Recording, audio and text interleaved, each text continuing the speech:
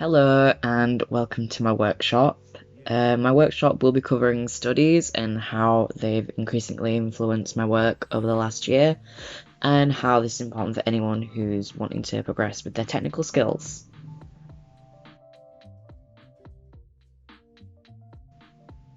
So, what exactly will I be covering in the next 15 minutes? For starters, I want to show you a few examples of my work before I started doing studies and talk you through the old process. Hopefully, I'll highlight some of the common mistakes I would make in my work, and then we'll move on to why exactly I wanted to start doing studies. After looking at why I started to use studies in my practice and how they integrate within my workflow, especially within my final project, I will then go over with you how my process has changed over the last year thanks to studies, and then I will go over my process in detail with an example video. So on screen are two paintings I made before I started doing studies. One of them is from my level 5 project and the other is a personal piece unrelated to university. When I reflect on these pieces, I do like them, but there's mistakes with the anatomy, planes of the face, and the values of the colours. Moving on to my process with these pieces, we'll start with the project piece. I had a base I made for the background on SketchUp and then drew over the top with a rough sketch and then went on to refine that sketch. The issue here is that even though I went on to refine my work, I didn't check the anatomy or use reference for the face and the arms, so the pose looks slightly unnatural, and since I didn't define the face well enough on the sketch, you can see after laying the colour on underneath and going to paint over the top, the shadows and the anatomy of the face didn't turn out the best that I could have done. Next, for the personal piece, the planning on this one was really rough, and you can tell that when I get into painting after the sketch.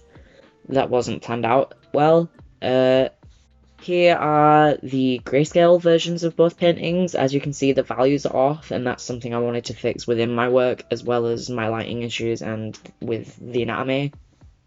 So to go over the key issues I had within my work again, and what I wanted to fix by doing the studies, my values on the pieces tend to be off. I focus so much on colour and not enough on the lighting in my work. My anatomy is lacking, so doing studies of how the face is structured will help me make more natural looking work.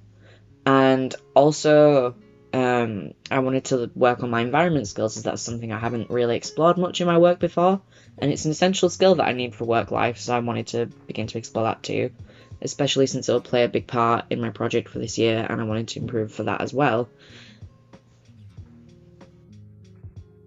The first study I selected an old painting and just tried my best to replicate the general composition of the pieces as well as the tones and values in the painting. The anatomy of the study didn't turn out the greatest that it could, however, since I did that study I moved on to painting for this year's project, and I found a new way of painting on Procreate with a brush that I like to get the desired effect and texture, so that was a plus of working on studies for me. It allowed me to have the freedom to experiment without feeling like I'm wasting my time on a piece that I will end up painting. It's almost as if it's like a test run of the final painting, so I do find that that's really helpful. If you haven't considered that as well as a plus for doing studies. Since I wasn't so happy with the structure of the face and the values didn't come out too great on the first pass of the study that I did, I decided to do it again. There is nothing wrong with revisiting and reworking and learning from the same reference. I actually think it makes monitoring your progress easier, and you can clearly compare between the two or more attempts of the work and highlight what you need to improve that way. Though the face and the values seem stronger in the second attempt of this painting, it's still not exactly how I'd like my work to look. This piece was supposed to be a softer and rounder in the face, but the Isaro method I used to approach the planes of the face, it made the work too blocky for my liking, so I eventually switched to a combination of Isaro and Riley method for my faces. So, as I had mentioned previously, I did use the Isaro method to revisit that study. And it's something that I was looking at before and during I was doing portrait studies, so here is a process video of one of the first attempts of the method that I did. As you can see, I'm just laying down some values flat coloured first, and then I move into blending them because I'd mentioned before that I was struggling with values of the face, and how to do that correctly. So looking at the planes of the face and where the shadow falls in grayscale was very useful for me to look at. So next I want to show you the process video of the study that I did using the SRR method when I revisited the painting. So as you can see, I went over the painting with the guidelines, and then I attempted to paint it on the other side while looking at the painting as reference. And even though it didn't turn out the best that I wanted it to, I do feel like it was a good experience for me to revisit the study again. For this study, it did help me with values. They're still not the best that they could be, but that's because I'm still practicing and learning. I always will be. But it also helped me realize that I kind of enjoyed using the lasso tool to help my work look a lot cleaner. And I never would have thought to do that before, but it gave me the time to try it and see if I liked using it that way. Because beforehand, my work was kind of messy, not very many clean edges to it, so it helped me a lot. And especially like when I'm blending and I don't want to use the brush everywhere, it just gives me a nice selection. And I never really used that before, so doing the study again gave me time to try that out, and yeah, I really liked it, so I'll be using that in my work as well. After I was using the SRR method, I found that it didn't really work for a lot of the things that I wanted to do, because I draw a lot of people with like softer, rounder features. So I wanted to try using the Riley method. So I applied it over a sketch that I did of one of the characters for my project this year. And it really helped me with like the anatomy and making things look a lot less wonky. So it's something to keep in mind when you're doing studies. Don't just stick to one method and technique. Try different things, because most likely you will find other things that do work for you better than your current method. Not necessarily always, but like you might find certain things when doing a study that you weren't expecting to, so definitely keep that in mind as well. Next, I really wanted to study environments and how other people paint theirs, as I was kind of totally new to the whole thing. I never really used to draw or paint scenery, but I wanted to use my time to improve and learn. For my final project, there's a fair bit of scenery, and I wanted to make sure that it looks good rather than using up all my time reworking and refiguring it out in the final pieces. So doing studies helped a lot for me. I was able to start figuring out how I want to paint certain things like clouds and building textures, and how I want to make moody environments to fit the theme of my project. I did some environments before I started doing studies of them for my project, and they just didn't look great, so I found that doing studies helped me, and this is why I'm here telling you that you should really do them. Take it from me, I never really thought to do them, since I thought I was already improving whilst creating certain things, but it helps a lot, more than you'd think, so you should just give it a go. I was worried at first because it can be time consuming, but I do feel more confident and better now that I have taken studies into my creative flow and routine. Next, let's look at how exactly my process is different now. So here you can see two different lists, my old process and my new one. My old process was kind of brief, basically just doing the bare essentials to finish something and try and make it look good. But they lacked technical skills no matter how much I tried to make them look nice. I would have a thumbnail mashed up with any 3D elements that I'd made, or a really rough sketch, refine it, and then colour underneath and paint over the top. Now my process is less linear in a sense, because I'll always be studying before, between and after finishing pieces, but I generally do studies to prepare me for pieces that I need to make now, and then I do the thumbnails, sketching, and before I move on to the colour, I go over the sketch and fix up the anatomy with guides and reference.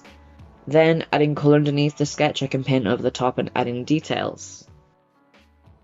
So moving on from that, I want to show you an environment study and how exactly I approach them. So I start off with a rough sketch of the picture that I'm studying.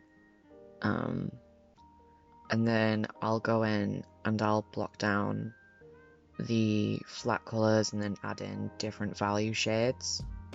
So there I am doing that now.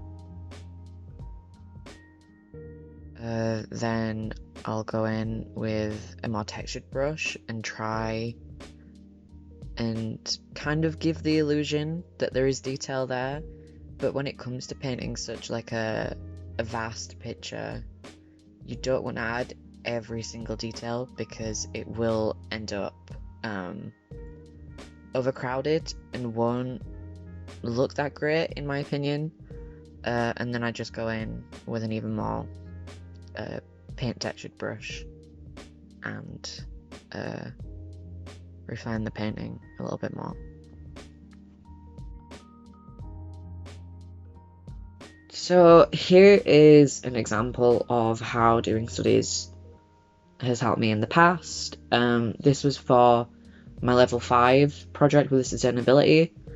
I never really used to draw animals, creatures, anything like that, so when I wanted to talk about the sustainability of palm oil and how important that is for my project, so I had to do some practice work on that, and I looked at reference photos, and you know, I do really think that it helped me with the final piece and how things look, because without it, I wouldn't have had enough practice to make it look as good as it can be. Here is another example of why studying is so important. So this is for the Magic the Gathering thing that we did last year. Again, it's more creature-based study work. So I wanted to create a 3-headed, 3-tailed cat. So in order to do that, I would have to understand how the anatomy of a cat works, and as a normal person, I don't know about you, but I don't really understand that or have any knowledge of that so much as to how to construct a 3-headed, 3-tailed cat. So I did some research and some practice studies as well of how I can put this together, as well as creating my own reference from photographs that I'd taken of my cat. And yeah, it helped me pose the final piece.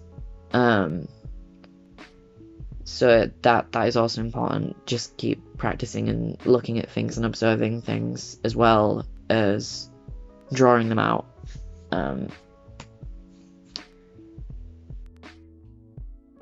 Okay, now we can look at an example that I prepared for today's workshop.